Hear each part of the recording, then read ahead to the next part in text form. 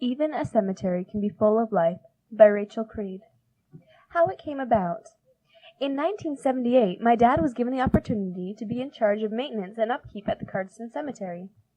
He and Mom decided that they should take the job as it would give them a good place to teach their kids how to work. They would always tell us, "We're lucky to work at the cemetery. A lot of people are dying to get in." Sprinklers. It seemed like we started helping at the cemetery as soon as we were old enough to walk. One of the first jobs we got to do was help set the sprinklers. On each block there were wooden boxes set into the ground all along the side of the road. In each box there was a pipe with an opening into which we would insert the sprinkler. The sprinklers were heavy-duty metal things that shot water out of both sides and turned in a circle to water all the grass in its radius. Learning to set the sprinklers correctly took practice. In the course of practicing, we would usually manage to get ourselves and others soaking wet. When setting the sprinkler, you set it into the pipe and then grab the metal handle on it and turn it until it locks into place. As you turn it, the water starts shooting out until it reaches maximum capacity when fully locked into place. The trick is you have to hold the moving top part out of the stream of water, or it will spray you, or start turning the sprinkler head and soak you. All of us kids got very proficient at setting up sprinklers and rarely got wet by accident. We still rarely didn't get wet, though. It just wasn't an accident anymore. We owned a large red station wagon named Big Red. Big Red was perfect for what we needed. We would put the back down and open up the back window, then make an assembly line from the shed to the back of the car and pass out all the sprinklers. Then we would drag. Dragging was one of my favorite parts of working. We would all sit on the back of the car and dangle our feet down until they touched the road while Mom drove. Mostly the roads in the cemetery were grass, so you could drag with bare feet, but there were a couple of roads that had gravel, and a couple covered in pine needles. For setting up sprinklers, what we usually did was have a couple of kids dragging, and as Mom would drive up the rows, they would toss a sprinkler out onto a sprinkler box. Sometimes our aim was a little, more often a lot, off, but other times it would land squarely in the middle of the box. Then the rest of the kids would run down the row behind the car setting the sprinklers up. They would always try to keep up to us and see if they could get the sprinkler set up and spray us before we drove out of range. Sometimes they were successful. Usually the younger kids would throw sprinklers out of the car and the older ones would do the running. Often when we would get all the sprinklers set up, we would roll up all the windows in the car, pull up the back, and then everyone would get inside and drive down the block and let the sprinklers hit the car to wash it. They are actually quite powerful, and if you get hit up close, it can hurt. We would watch as the sprinkler came around and thundered across the window with its rhythmic pounding. This was always fun, as the water would obscure your vision through the windows, and it would get warm and humid in the car. In the middle of summer, when it was hot out, after setting up sprinklers, we would have a water fight. Each sprinkler would just reach, or almost reach, to the next one. That way, if two people were each at a sprinkler, they could probably spray each other from where they were at. We would also try to reach a sprinkler and turn it on someone before they could reach it and do the same thing. We would also do high jump with the sprinklers. The spray of water starts out quite low to the ground and arcs up as it shoots out over the grass. Someone would hold the sprinkler head so it wouldn't move. We would start jumping low and then move our way up, getting progressively more wet, as first our feet, then knees, and then our waist would get caught in the stream of water as we tried to jump over it and ended up just going through. Usually we would get wet when the person holding the sprinkler head would turn it and soak us just for the fun of it. My very favorite thing was when a sprinkler pipe broke and we had a geyser. Water would shoot straight up out of the sprinkler box, often several feet high. We would take every advantage of this we could, running and sliding into the middle of it, only to be shoved off by the force of the water. This was also a wonderful opportunity to instigate a water fight. Since we were all soaked anyway, though, it didn't usually matter much. It wasn't until several years later that I realized that what I looked forward to happening every summer and absolutely made my day was also what gave my dad extra work and caused a hardship for him. I sure appreciate his willingness to let us go ahead and have fun with it before turning off the water so he could fix it. He never told us that we shouldn't look forward to a sprinkler pipe breaking. Since we only had enough sprinklers to do 1.5 blocks, we would have to come back every 3 hours to move them all around again.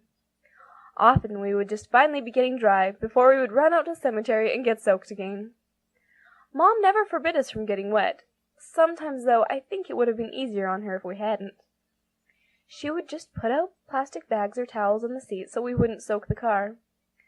The back was metal, so it didn't matter if it got wet. Most of the kids first learned to drive in Big Red out at the cemetery. This was always a nerve-wracking experience for those of us dragging on the back, as the new driver got used to the brake and gas pedals. We would jar to a stop and be hurled into the back of Big Red, coming into painful contact with any sprinkler ends sticking up, or the heads of other kids. Then the car would almost immediately lurch forward, throwing 1 or 2 kids off the back who hadn't untangled themselves fast enough and regained a solid grip. They would then have to run to catch up as the driver sped jerkily away.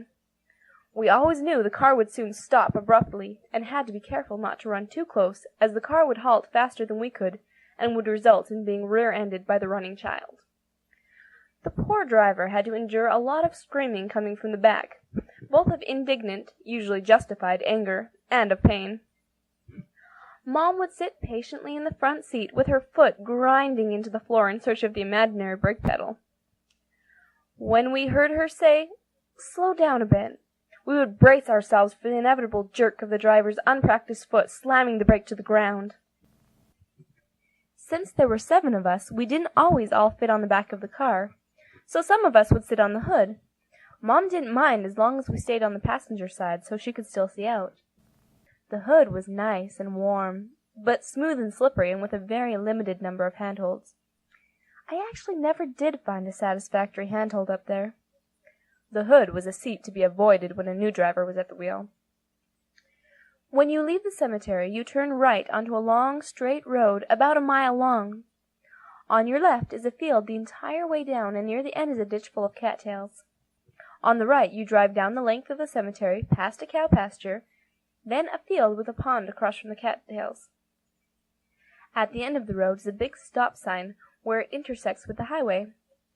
We would always try to get Mom to let us drag all the way down to the stop sign, but she almost never let us. I only remember doing it once. She always made us get back into the car right after we went over the Texas cow gate as we went out through the gates of the cemetery. So instead, we would run to the stop sign. While Mom and Dad put things back in the shed and got it locked up, we would all run out the gate and start running down Cemetery Road. I don't think it was actually called Cemetery Road, but to me that's what it was and always will be. The older boys, of course, would always dash down the road and manage to get close to the pond and the cattails. I would usually get picked up about where the cemetery ends. I only ever made it clear to the stop sign once or twice when Mom was particularly slow. My goal was always to make it to the stop sign, but I had a little more incentive to get there than just to say I had done it. You see, the pond and cattails were at the end of the road. Cattails made wonderful swords, and it was likely that you could catch a frog in the pond. Because John could run fast, he would usually come home with cattails, which he would use to beat us up with, and Roy might catch a frog and keep it in his room so we wouldn't play with it, probably so we wouldn't accidentally kill it. I wanted so badly to make it down there so I could obtain these things for myself. But when Mom stopped, you had to get in the car, and she wouldn't stop the car for us so we could get cattails or frogs. It was terrible. We would drive right past what I so desperately wanted to obtain. I always got in the car when Mom stopped, because I was afraid of what would happen if I didn't. She threatened that if we didn't get in, she would just drive off and we would have to walk home. I didn't really believe she would do it. It was at least 3 miles from the cemetery to home, but I wasn't certain enough to risk not getting in the car.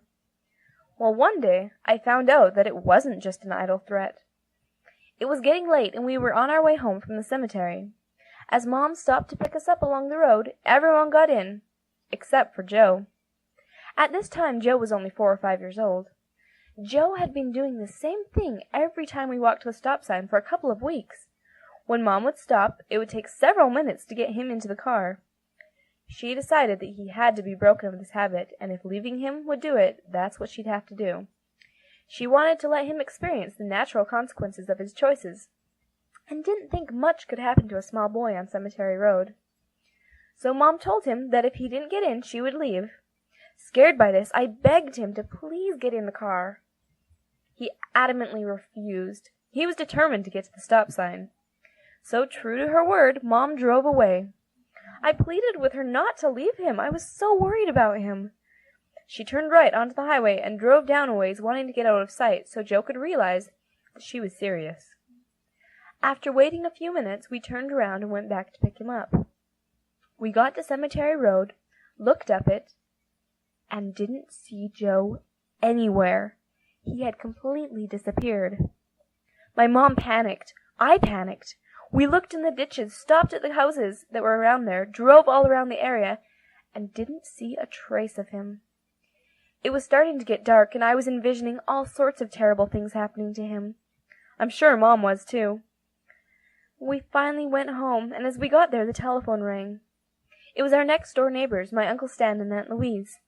They asked, are you missing Joe? My mom exclaimed, yes! They replied, well, he is over here. Apparently what had happened was when Joe saw us drive out of sight, he started crying and ran towards the stop sign. It just happened that at that instant a native family was driving by and stopped to pick up this poor, alone, tearful child. Because he was so young, he didn't really know the way home or how to tell them who he was. I guess somehow he managed to direct them well enough that they reached the right area and Joe recognized it. They stopped at Aunt Louise's house and asked, do you know this boy? She told them he was her nephew and they could leave him there with her and she would get him home. She called us when she saw our car drive up. I was so relieved when we finally found him. I know Mom was too. I was also a little angry with him for scaring me like that. Joe, though, was proud of himself for having made it to the stop sign, and mad at us for not waiting for him to do it. Stakes. Twice a year we put up stakes at the cemetery. In the fall, before the first snowfall, we all got hammers and screwdrivers and pounded stakes beside block markers all over the cemetery. The purpose of these was to help Dad find plot markers and locate graves when there is snow on the ground, and to clearly outline where the roads are so people don't run over the headstones. In the spring, we go around and pull the stakes back up so we can mow. It is far easier taking them out than putting them in. Often by fall, the markers are so overgrown with grass and covered in dirt that you cannot find them. They are all spaced about the same distance apart, so we count our steps between markers to determine where the next one is supposed to be. If we can see it, we will pull grass away or wipe dirt off so that it will be fully visible. But if you get one that you can't see at all, you have to guess approximately where it might be, and start pounding around on the ground with your hammer. If it's really deep, you will have to use your screwdriver and stab at the ground until you hear the dull clink of metal hitting metal. Once the marker is located, we dig up the dirt from around it and make it totally visible. This process can take quite a while. Sometimes in frustration, you may just start throwing your hammer or screwdriver at the ground and hope it hits something. I'm sure that using a metal detector would be far easier, but it wouldn't be nearly as fun. The stakes we use are the short metal bottoms of temporary grave markers. They work really well. At the end of every block, Dad would use a big stake pounder and put in huge, heavy 6-foot stakes. In the spring, these are quite difficult to get out. Normally, Dad or one of the older boys would take out the big stakes. One time, though, Joe, Cheryl, and I took out all the stakes to surprise my dad. It only took us about 45 minutes to run around collecting all the small ones. We would just run down a row, grabbing them, and then dump our armful at the end of the road and start on another one. Then someone would drive around with the car and pick up all the piles. We didn't want to just leave the big stakes, so we pulled them out too. The way we did it was just by wiggling it until it came loose enough to pull out. On some of them we had to get all 3 of us grabbing hold of it and shaking with all our might. Those were hard to budge, but we did it, and we were very proud of ourselves. Mowing. Because we were so good about keeping the grass green and growing at the cemetery, we also had to do a lot of mowing. I was really lucky. By the time I was old enough to mow, they had gotten a new lawnmower that was really easy to maneuver. The mower they used to use was an old ride-on Kubota. The actual mowing part was in the middle, and it had a steering wheel and a pedal that you pushed forward or backward. When I started mowing, Dad had just bought the grasshopper. This was a beautiful machine. The mower was a little platform on the front, and it had 2 steering sticks that came up from the sides and then came across in front of you. To go forward, you pushed both sticks forward. To go backward, you pulled them back toward you. To turn right, you pushed the right stick forward. If you pushed one stick forward and pulled the other back, you would go in a tight little circle. It was such a nice machine. Mowing was so relaxing with the sun shining down on you and lots of time just to sit and think. I loved it. It took several times of running it to get totally used to the controls. More than once I bumped a headstone and knocked it off its foundation. Then I would drive around to the other side and try to nudge it gently back. The problem was that the machine was so powerful it would push it too far back the other way. So I would get off the mower and try to move it by hand. That's when I would really appreciate the power of that mower. Those headstones wouldn't budge an inch. I got very good at using the mower to push the headstone exactly back into place. Thankfully, I never damaged a headstone. I would have felt really terrible if I'd done that. One summer, I did about 80 hours of mowing, and by the end of the summer, I was quite tan. Sometimes we would take shifts, and one person would mow for half an hour or so, while the other person read a book in the shade by the shed, took a nap, ate lunch, caught gophers, or set sprinklers. One time when mowing, Sue's watch slipped off her wrist. I think it was because the white band broke. She didn't notice until after she was done mowing. They looked all over for it, but couldn't find it anywhere. Any time we were doing anything in the cemetery, mowing, catching gophers, pounding in stakes, or setting sprinklers, we kept an eye out for old dead flower arrangements or fake flowers blown in the wind sitting in the middle of a block. We would gather all of these up in garbage bags and take them back to the shed. With the flower arrangements, we would pull off all the dry dead leaves and flowers and wash up the stands. Then we could take these back to the flower shop and they would give us a few dollars for them. Most kids earn their money picking up pop cans in ditches. I get mine picking up dead flower arrangements in cemeteries. It was always fun when we found one with the little green flower holders that they fill with water and use to hold a single flower. Those could be stuck on the end of your fingers and used as witches' fingers since they were pointy. Or you could use them as army men or people when you made little cave cities in the piles of dirt Dad left by the shed after digging a grave. We made lots of cities there and would use the flower holders or other such objects as people. At home, we also had a lot of dirt piles outside and in the basement. I loved to play in these using pins with colored heads as people. For clothing, I would pick flowers from the garden. A pansy made a beautiful ball gown with a high collar. A bachelor button made an ideal suit for a man, and morning glories became a soft, simple sundress for a young woman. Sometimes I would take my pins up to the cemetery to play there, and then I would use the fake flowers we had found. They never did seem to stay on the pins quite as well as real flowers did. The older boys would take the pins and make giant armies out of them. Gophers. One of our duties at the cemetery was getting rid of the gophers. The gophers will dig holes under the headstone and down into the grave. They didn't used to worry about it too much until they started getting a lot of complaints. One lady became very adamant after noticing a gopher hole down into the grave of her relative and finding a few bones pulled up around the top of the hole. The bones were just from a small animal, but it disturbed her a lot. So we began trapping gophers in earnest. If we saw a gopher go down a hole, we grabbed a trap, set it, and stuck it down into the top of the hole. The trap had a short chain connected to it with a metal ring on the end. We drove a stake into this ring so that the gopher would not run off with the trap after being caught. After setting traps, we'd go about doing other things, and then come back and check the trap a little later. If there was no gopher, we would either leave the trap or move it to another hole. If there was a gopher, we would take out the stake, grab the chain, and pull him up out of the hole. The trap was one of those with a circle in the middle that gets stepped on and the two sides snap together. The stake we use is just an old temporary grave marker with the top still attached. We use the stake to kill the gopher. You have to hold firmly to the bottom of the stake and then give the gopher a couple of sharp, hard whacks across the head with the flat side of the stake. This usually kills them. If not, you have to keep whacking them on the head until they stop twitching. Once it's dead, we take it and throw it over the fence into a field. The birds will take care of it after that. After the gopher is caught in the trap, it is important to find him and kill him fairly soon, or else they will chew off their leg to get away. Generally, they only get their leg caught in the trap, but I have occasionally found some with multiple limbs, their head or stomach trapped between the two sides. A gopher once managed to pull up the stake, or else there was no stake, and ran off with the trap. A year later, when we were pruning the pine trees, we found a little white gopher skeleton in a rusted trap under the trees. Another time, one of the kids saw a gopher go down a hole, and went over to put in a trap.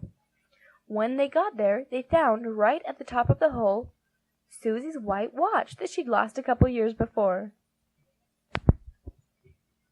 I love to watch my mom catching gophers. She pulls it up out of the hole, and then she says to it, "I'm so sorry I have to kill you." Then she whacks it really hard, and it dies.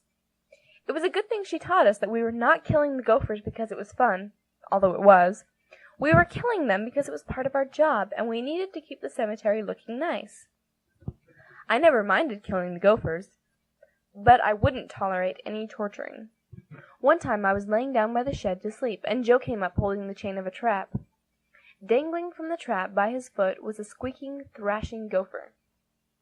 I pretended to be asleep so I could see what would happen. Joe put a stake in the ring and started throwing darts at the gopher. The darts were not very sharp, and he always missed, so I didn't do anything yet.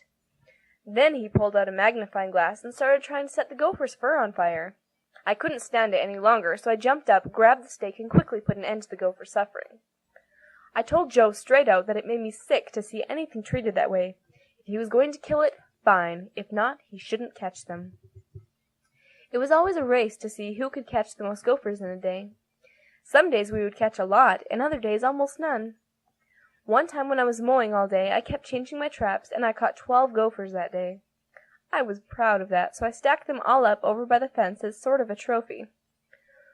Well, a couple days later, I was out there mowing again, and something smelled really terrible. I couldn't figure out what it was, but it kept getting stronger as I went down the block. Then it came into sight, a putrid, decaying pile of gophers. When they are lying by themselves in a field, they decompose fast enough that there isn't much odor. However, when there are a dozen all rotting in one pile, it can be quite potent. I learned after that to just count the number I caught and not save them for display. When I tell people about catching gophers at the cemetery, they think I'm crazy. They also think it is really weird that it was my mom who taught me how to do it. Driving the tractor. Dad had a huge tractor with a large scoop on the front that he used for moving dirt and rocks, plowing roads, and other jobs at the cemetery. Dad would always let us kids ride in the scoop at the front. He usually had it lifted up about to the level of his seat. Sometimes, though, he would raise it way above the tractor and tip it back so we were sitting in the bucket instead of dangling our legs over the edge. The higher he would take us up, the better it was. I especially loved it when we were way up high in the scoop and Dad had to stop to talk to someone or do something. Then we got to sit up there and throw little pebbles down and enjoy the looks people driving into the cemetery gave us. I really enjoyed this tractor until one day when I was about 12. Dad had me drive it. I was mowing when Dad came and asked if I could help him fill in some gopher holes. Eager to help, I came with him as he scooped up a shovel full of dirt and drove to the top of a block. With a shovel, he got some dirt out of the tractor scoop and then poured it down into a gopher hole until it was overflowing, and then jumped on it to pack it down. I thought that didn't look too hard. I didn't realize that I was supposed to drive the tractor and not just shovel dirt off the front. He gave me a short explanation of how to work the clutch and gears, and then went back to what he had been doing several blocks away. I had never driven a standard before in my life. I had never really even driven a car. The only thing I had experience with driving was the mower, and that didn't take a whole lot of skill. I got on the tractor and pushed the gas. It started going, and I thought I was probably doing just fine. Then I saw a gopher hole and stopped. At least I tried to stop. I'm not sure what happened. I think I must have gotten confused with all of the gear shifting and clutching that I had been told. In any case, I ran straight into a tree. The edge of the scoop gouged into the trunk and continued to push forward, digging deeper. I tried to stop it or reverse it, and nothing was working. Finally, the poor tractor gave up on me being competent to do anything about the situation, and died. Shakily, I got off the tractor and somehow managed to control my legs enough to get me the few blocks over to Dad. I tried to explain to him what had happened, but I think I started crying and could only point in the direction of the tractor. I never again got on the tractor or attempted to drive a standard. Mom later told me that a very similar thing had happened to Sue. She had been driving the tractor, got on uneven ground, and it tipped over. She wasn't hurt, but she was really shaken. Like me, she had no desire at all to drive the tractor ever again. However, Dad made her get right back on because he knew if she didn't, it would become a paranoia all her life. I don't know how she did it. There was no force on earth that could get me back on that tractor. Birds, mice, rats, snakes, and frogs. We really got to have experiences with a lot of little animals out at the cemetery. Almost the entire perimeter of the cemetery is lined with pine trees. A lot of birds, usually crows and magpies, make their nests up in these trees. There wouldn't be any problem with this, except that when they have eggs or young birds in the nest, they treat everyone as an enemy and will dive bomb funerals to drive away the threat. As you can imagine, people are not terribly pleased by this. So we would climb up the tree and take down the nest. Since these birds will not take their babies back after humans have touched them, we would take them home. More often than not, they died that same day. One time, my brothers put a heating pad underneath the baby birds to help them keep them warm. They wanted to make sure they didn't get cold, so they turned it up to the highest setting. Well, a while later, they came back to check on them. They were frying nicely. The dead birds were put in a glass bottle and buried in the side of the hill and almost forgotten. Unfortunately, out of curiosity, they were dug back up a couple months later. The birds had liquefied into a fetid yellowish gel. And this was pretty bad. But then, to make things even worse, someone took off the lid. My stomach still churns at the thought. Another time, we brought home a young magpie, which we called Maggie. It would sit on your shoulder looking around quizzically, then leave a small contribution dripping down your shirt. I'm not sure just how long Maggie lived, but I do remember coming home from school and finding it lying stiff on a towel. Most of the birds we ever had died shortly after being taken to school for show and tell. A sparrow we had met its death this way, after being tossed up into the air by some boy, and then plummeting to the ground with a sickening crunch as its neck snapped. I found that mice tended to live a lot longer than the birds ever did. At the cemetery there was a large round metal bin set into the ground. Inside of this were the pipes and big wheel for shutting off the water for the cemetery sprinklers. This bin was slightly deeper inside than the ground outside, so mice would go through holes outside, fall into the middle, and be stuck. Opening up the metal thing to look for mice became a sort of ritual. Even now when I take friends out there, I still have to go and look for mice. Sometimes my brothers would bring the mice home, build a maze, and send them through it. It was an awful lot of fun to watch. I'm not sure if my mom knew we were bringing mice home. I'm certain she didn't like it if she did know, but she never complained. Usually the mice we brought home would chew their way out of the boxes we kept them in. I wouldn't be surprised if all the mice in the house now are great-grandchildren of the ones that came from the cemetery. In grade 4, my teacher, Mr. Tolman, had a large boa constrictor that he kept in a glass container in our classroom.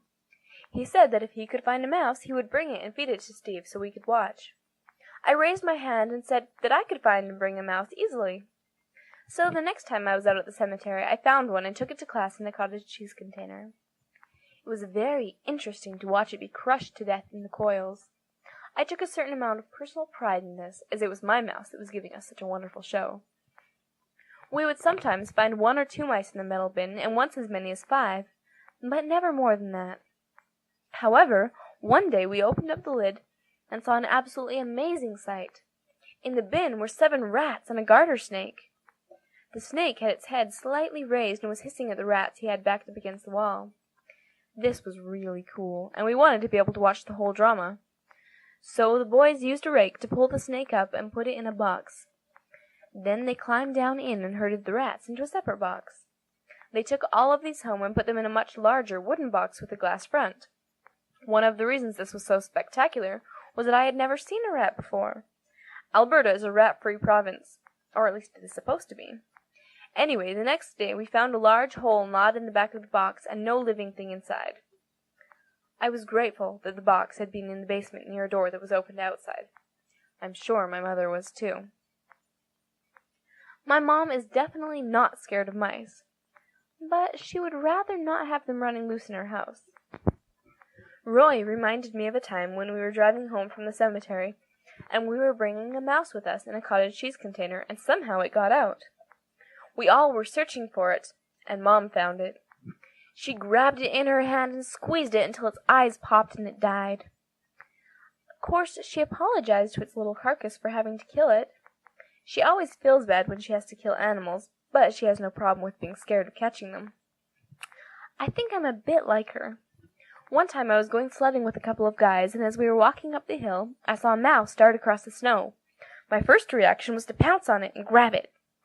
As I held it tight in my mittened hands, I suddenly became aware of the strange looks I was getting from the guys. Then one of them said, "Most girls scream when they see a mouse, but you grab it." Another time, after a flood, I took Jordan, a boy who came over to our house for school, down to the creek to see all the changes in the rapids. As we got down by the bank, I saw some scales sticking up out of the water by the edge of the bank. I ran forward and grabbed the fish. It turned out to be quite a long fish. I put it in the bottom of my shirt and held the edge to keep it from falling out. The fish was flopping like crazy. First it would flop and its head and tail would wrap around my sides, and then it would flip the other direction and I would have a hard time holding on to it. I finally handed it to Jordan to carry as it felt so weird. Later, Jordan told my mom that when he first saw the thing in the water, he jumped backwards and I jumped in. Frogs are really cool. They are hard to kill, they do not chew or squeak, and are easy to hold. They are very harmless little things that can be easily concealed in the palm of your hand. Every once in a while, when we set up sprinklers, we would take the top off a sprinkler box and find a frog inside. These were rare and magnificent discoveries. Frogs were way better than mice. I could spend hours dropping the frog in a puddle of water, watching it swim to shore, and then catching it again. I still find frogs very interesting. Filling in graves and setting headstones. Sometimes Dad would be out late filling in a grave and we would go out and help him. We would jump up and down on it to pack the dirt while Dad used the big tamper or shoveled in more dirt. I didn't get to help with filling in or digging graves very often, but I enjoyed it when I did. I loved telling kids at school that my dad was a grave digger. I would also tell them, "My dad is a very important person at his job. He has a lot of people under him." Because my dad was always at the cemetery, people out there would go over and talk to him about getting a headstone. He decided that he might as well become an agent for Southern Monument, since he already had the customers coming to him. He would help people choose and order a headstone, pick it up in Lethbridge, bring it to Cardston, and put it in our garage. My dad would then put the headstones in a cement setting, take them out to the cemetery, and set them in a foundation. We got to help him mix the cement for them. We would fill buckets with sand and gravel until he had enough.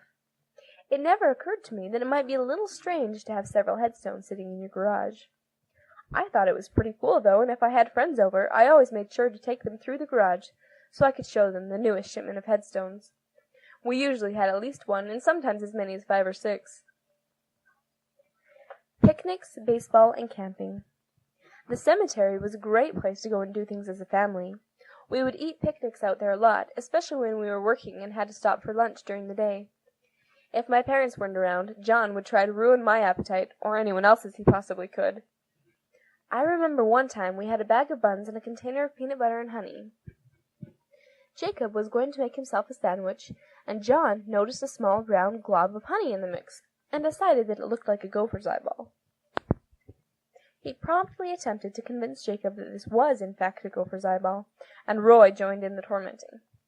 You didn't have to stretch your imagination very far to believe it, especially after hitting gophers on the head all day and watching their noses bloodied and eyeballs popped. I don't remember whether or not this deterred Jacob from having the peanut butter and honey sandwich, but I know that it did me. I'm not certain whether I decided not to have one because I was grossed out, or because I didn't want the teasing to turn to me. When stake youth days came around, I got scared because I'm not a good athlete at all. For youth days, they have a whole bunch of softball games for the girls and baseball for the boys. The girls' teams are made up of the young women from each ward. I never liked to play because I wasn't very good at throwing, catching, or hitting, and I didn't really know the rules. So, as a family, we went out to the cemetery and practiced. It was a lot of fun as a family because there was no pressure. I still wasn't terrific, but at least I wasn't really terrible either. Unfortunately, once I had to play in youth days, the pressure was back on and I did terrible. On trips, our family never stopped at fast food places for lunch. We always brought along our own food. If we decided to stop to eat, we would usually look for a nice park or something. A few times we found a cemetery and we would all want to stop and eat there. I'm sure we got some strange looks from people driving past, but I never cared. I was at a cemetery and it was pretty and peaceful.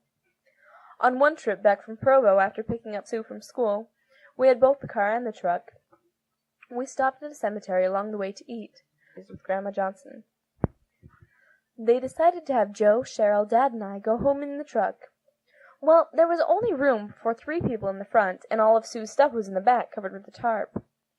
Dad moved the things around a little and made just enough room to put a couple of sleeping bags in the back that one of us could lay down on under the tarp. In the back of the truck was my favorite place to ride. We took turns, but I got to be under there when we went across the border. After we got home, we decided that we should do something fun while we were home by ourselves. We decided to go camping, so we went out to the cemetery. We slept out in the tent and made bannock over the fire. I think Dad had also made a teepee from some pine branches, but that may have been a different time that we camped out there as a family. We took our black cat, Shazam, with us this time.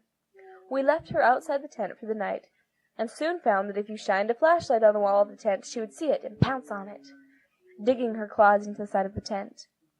We had a lot of fun teasing her with the flashlight. We may have camped out there for 2 nights, but I don't remember for sure. On the day the rest of the family was supposed to come home, they called and said they were just leaving and would be home in about 8 hours. I happened to look out the window a few minutes later and saw the car coming down the driveway. We all jumped up and ran out to them. They had tricked us. They left early that morning and then called us from the neighbor's house. We told them about our camp out at the cemetery, and we all ate peaches until we were stuffed. For me, the cemetery holds life. I don't remember ever being scared of it. It has always been a peaceful place, full of fun and good memories. I have also appreciated the opportunities I had there to learn to work. I hadn't realized what good training that was. Now, when I bring people home to visit, I always take them out to show them my cemetery. Oh, Canada, our home and native land, true patriot love in all thy sons command. With glowing hearts we see thee rise, the true north strong and free. From far and wide, O Canada, we stand on guard for thee. God keep our land glorious and free. O Canada, we stand on guard